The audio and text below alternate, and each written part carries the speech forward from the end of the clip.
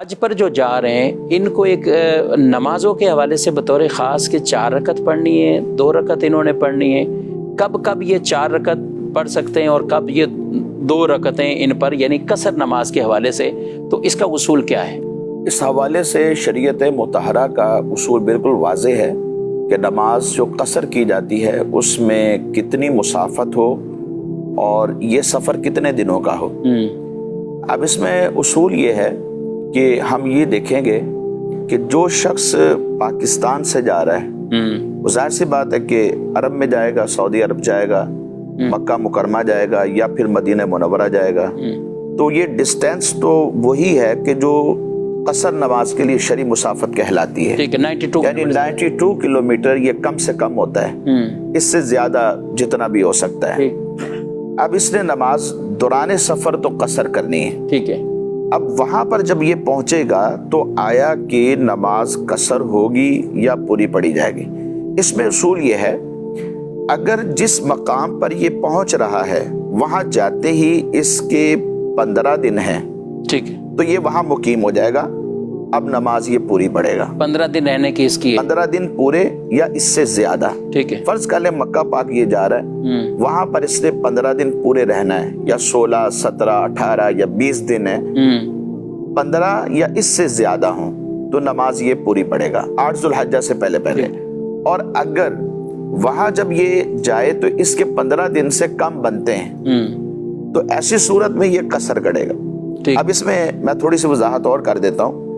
मक्का पाक गया, वहां पर 7 या 8 जुल्हज्जा को मिना चले जाते हैं। ठीक है।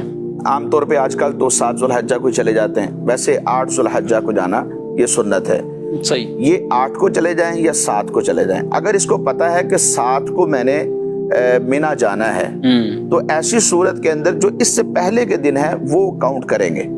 अगर वो दिन 15 या इससे ज्यादा बनते हैं तो नमाज पूरी है।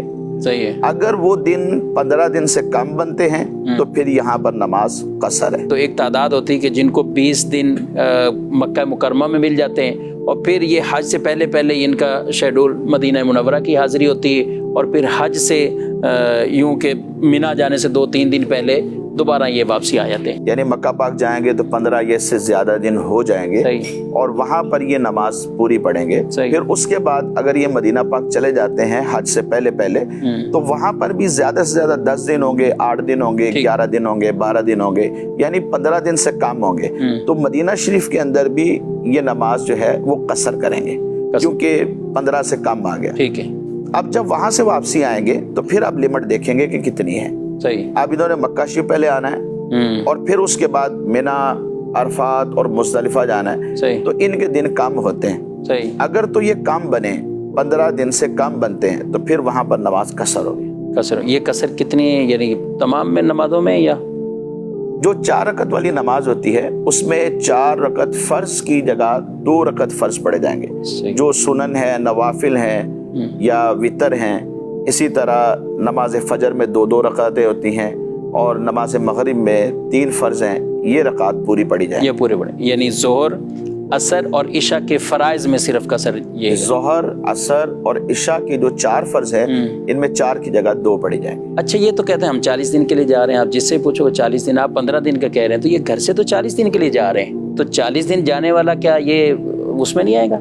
इसमें कोई शक नहीं कि ये 40 दिन के लिए जा रहे होते हैं, बल्कि बास तो 42 और 43 दिन के लिए भी जाते हैं और इससे कम दिनों के लिए भी जाते हैं, इसमें कोई शक नहीं। लेकिन असल हमने डिस्टेंस देखना है कि फर्स्ट स्टेप में हम कहाँ जा रहे हैं। अच्छा, उसके एतबार से नहीं, अपने शहर से लेकर या अपने मुल्क से लेकर, असल तो कसर वहां से शुरू हो जाएगी जब अपने शहर की आप हुदूद से बाहर हो जाएंगे। तो वहां से लेकर पहला स्टेप देखना है कि हमारा क्या है। मक्का पाक है, मदीना पाक है, तो वहां से फिर हम जब आगे जाएंगे तो फिर उसका अलग उसकी अकाउंटिंग होती है।